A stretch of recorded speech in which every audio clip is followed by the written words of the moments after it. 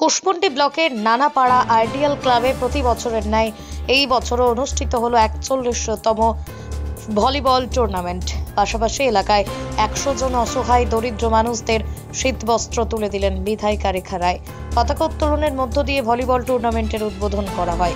এদিন উপস্থিত ছিলেন কুশমন্ডি পঞ্চায়েত সমিতি সহ সভাপতি আব্দুল কাদের মিয়া, কুশমন্ডি পঞ্চায়েত সমিতি খাদ্য কর্মাধ্যক্ষ শ্যামল সাহা, মালিগাঁও পঞ্চায়েত প্রধান ফুলমালা বিশ্বাস, বংশীহারি পঞ্চায়েত সমিতি মৎস্য কর্মাধ্যক্ষ নিত্যাশিস মজুমদার, বিশিষ্ট সমাজসেবী গোলাম ইয়াজধানী, আইডিয়াল ক্লাব সম্পাদক জিয়াউল হক সহ অনেকেই। ভলিবল টুর্নামেন্টের মহিলা দুটি দল এদিন উদ্বোধন করা হয়। পাশাপাশি এদিন চ্যাম্পিয়ন হয় গঙ্গারামপুর মহিলা ভলিবল দল এবং রানার্স হয় খিদিরপুর মহিলা ভলিবল দল।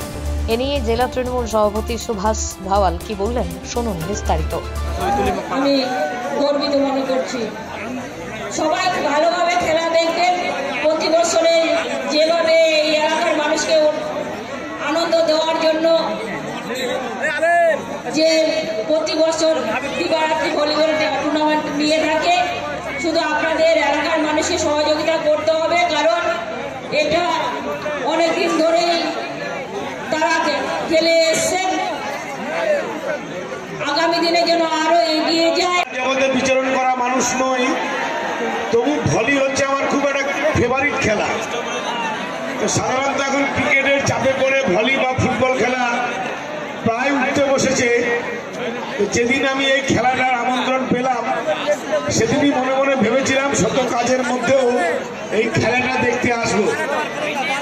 তাই অনেক শীতের মধ্যেও আমি খেলাটা দেখতে এসেছি এবং এখানে এসে যা দেখলাম, আপনাদের যা উৎসাহ, তা সত্যি চোখে পড়ার মতো। একটা খেলাকে কেন্দ্র করে এভাবেই গ্রাম বাংলার সংস্কৃতি বেঁচে থাকুক।